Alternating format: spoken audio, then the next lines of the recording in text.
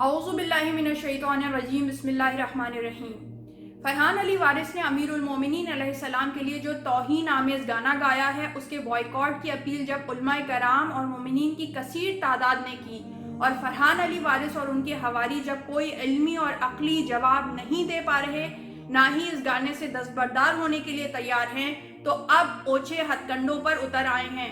Comments میں بدتمیزی اور گالم گلوچ کا جب مومنین نے ہی منہ توڑ جواب دیا، جن میں سے کچھ کو نظر کی کمزوری کی وجہ سے میرا اسکارف میرے بال لگ رہے تھے، انہیں جب مومنین نے توضیح المسائل میں کامل حجاب کے واجبات پڑھنے کی تلقین کی تو وہ بھاگ کھڑے ہوئے۔ اب جب فیس بک سے فرحان علی وارث کے پوسٹ ریموو کروانے سے بھی انہیں کوئی فائدہ نہیں ہوا اور حق کی آواز دبائی نہیں جا سکی، تو اب دھمکیوں پر اتر آئے ہیں۔ لیکن میں بتا دینا چاہتی ہوں کہ ان کی ان حرکتوں سے میں ڈرنے والی نہیں ہوں۔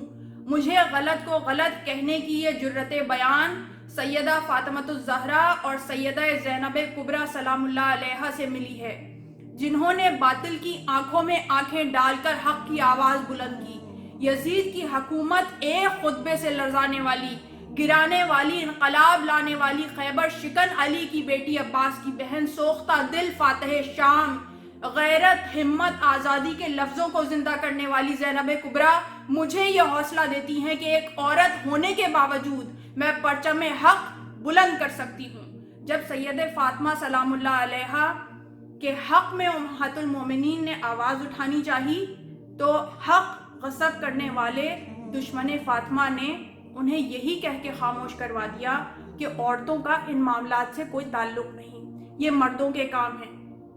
جو سادہ لوگ مومنین ان باتوں میں آ جاتے ہیں وہ یہ یاد رکھیں کہ یہ دشمن فاطمہ کا حربہ ہے۔ سنت فاطمہ حق کے لیے آواز بلند کرنا ہے، حجت کو تمام کرنا ہے، اس میں مرد عورت کی کوئی تفریق نہیں۔ حق یہ ہے کہ فرحان علی وارث امیر المومنین علی ابن ابی طالب علیہ السلام کی توہین کا مرتکب ہوا ہے۔ ارے جن طاہر و مطہر ہستیوں کا نام ہم باوضو ہو کے لیتے ہیں، ان کا نام ان فحش اور بازاری گانوں میں لیا جائے، کسی مومن کی غیرت یہ گوارا نہیں کر سکتی۔ ہم اپنی نئی نسل کو اس شرمناک روش پر نہیں چلانا چاہتے۔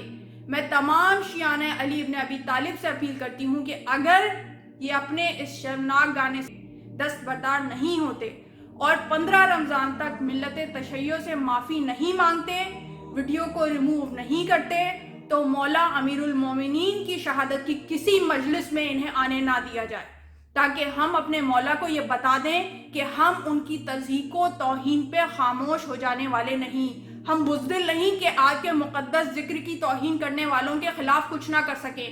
علماء کرام اس گانے کی شدید مذمت کرتے ہیں، اسی لیے جمعے کے خطبوں میں اس کی شدید مذمت کی گئی تھی۔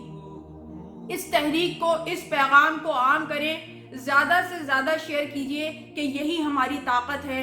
امر بالمعروف و نہی عن المنکر ہم سب پر واجب ہے۔ وآخر دعوانا ان الحمد للہ رب العالمین۔